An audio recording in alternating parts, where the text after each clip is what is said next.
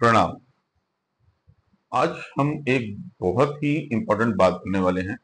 आप सबने सुना होगा एंटीऑक्सीडेंट्स का वर्ड, आप सबने सुना होगा, बहुत से वीडियो देखे होंगे। लेकिन आपको क्या मालूम है कि एंटीऑक्सीडेंट होते क्या हैं और उसका काम क्या है, वो क्यों हमारे लिए जरूरी है, उसका हमारी इम्यूनिटी पे क्या इम्पैक्ट होता है। तो आइए मैं इस जर्नी में बहुत सिंपल लैंग्वेज में, बहुत सिंपल लेमन भाषा में आपको मैं समझाऊं कि आप मान लीजिए बॉन फायर के आगे बैठे हुए हैं, जहां वो बड़ी सारी लकड़ियां लगा के जलाते हैं ना आप, और आपने आसपास जो है एक कारपेट बिछाया हुआ है और आप उस पर बैठे हुए हैं। बॉन फायर से कभी कभार एक आध चिंगारी उड़ती है और वो जो है आपके कारपेट पे पड़ती है। ज्यादा फर्क नहीं पड़ेगा, इसमें कोई ज्यादा नुकसान भी नहीं है। लेकिन अगर वो चिंगारी बहुत ज्यादा उठने लगे और बहुत ज्यादा कारपेट पे हो तो आपका कारपेट जो है वो खराब हो जाएगा। इसी तरीके से हमारा जो सेल है उसके अंदर एक पावर हाउस होता है जिसका नाम होता है माइटोकॉन्ड्रिया, जहां हमारी एनर्जी जनरेट होती है। इस प्रोसेस में क्या होता है कि एक पार्टिकल जो है वो रिलीज होता है जो उसके पास एक इलेक्ट्रॉन कम होता है। अब जो इलेक्ट्रॉन कम होता है उस पार्टिकल को हम कहते हैं फ्री रेडिकल। जब वो एक आध होता है तो हमारी बॉडी उससे निपट लेती है, लेकिन वो बहुत ज्यादा होने लगते हैं तो क्या होता है कि वो अपने आप को बैलेंस करने के लिए आपके सेल से इलेक्ट्रॉन लेते हैं और उसको डैमेज करते हैं। जब ये प्रोसेस बढ़ जाता है तो आपका जो आसपास के सेल्स होते हैं वो सारे डैमेज होकर खराब होने शुरू हो जाते हैं। इसकी वजह से जो है हमारे को ऑक्सीडेटिव स्ट्रेस होता है, इसी का नाम है ऑक्सीडेटिव स्ट्रेस। जब ऑक्सीडेटिव स्ट्रेस बढ़ जाता है, फ्री रेडिकल बढ़ जाता है, तो क्रोनिक डिजीजेज होती हैं। अब उन डिजीज से निपटने के लिए जो है एंटीऑक्सीडेंट्स की जरूरत होती है। अब प्रकृति ने, नेचर ने हमारे को जो है डिफेंसलेस नहीं बनाया, हमारे पास भी है।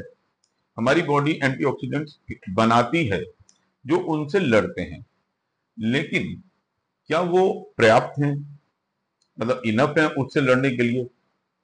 अगर मान लीजिए एंटीऑक्सीडेंट्स जो हैं वो कम हैं और आपके जो फ्री रेडिकल ऑक्सीडेटिव स्ट्रेस ज्यादा हो रही है तो क्या होगा? तो जो की है ना, जो चाबी है वो ये है कि दोनों को बैलेंस करना।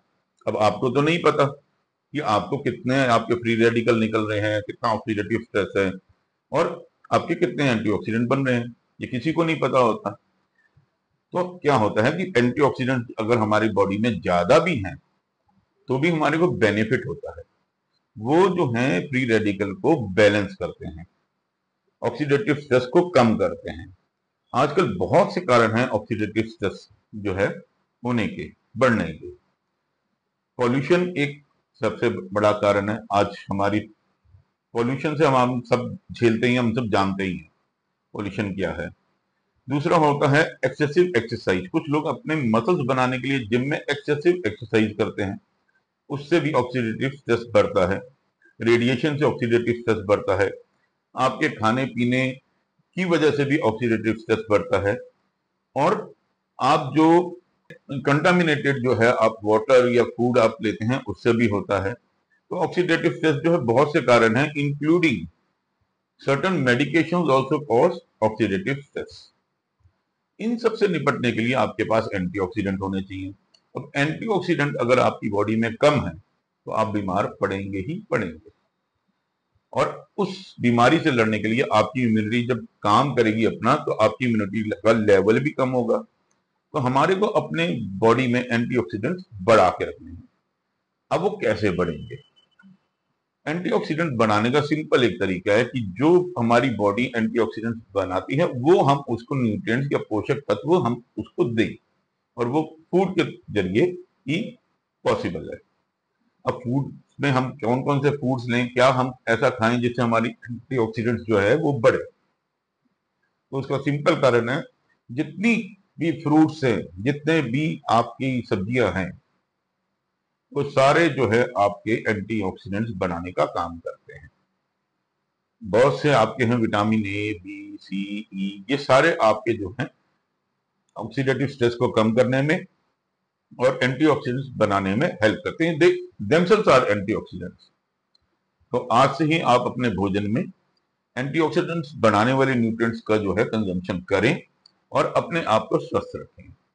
धन्यवाद।